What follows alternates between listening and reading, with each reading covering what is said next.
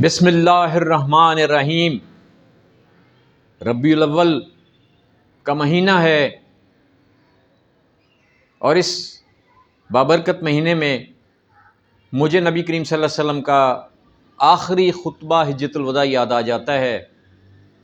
میرے بھائیوں، آپ صلی اللہ علیہ وسلم نے اپنے خطبے میں یہ فرمایا کہ کسی گورے کو کالے پہ اور کسی کالے کو گورے پہ اور کسی عربی کو کسی اجمی پر کوئی فضیلت حاصل نہیں سوائے تقویٰ کے۔ تو اس بات کو ہمیں اپنے پیارے آقا کی اس بات کو سمجھنا چاہیے۔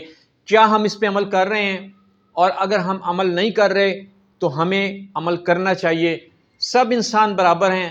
وہ انسان آگے بڑھے گا جو صاحب تقویٰ ہوگا، جو لوگوں کی مدد کرے گا، جو لوگوں کے لیے کوششیں اور کاوشیں کرے گا۔ قانون کی نظر میں سب برابر ہیں اور یہ میرے آقا کا فرمان ہے۔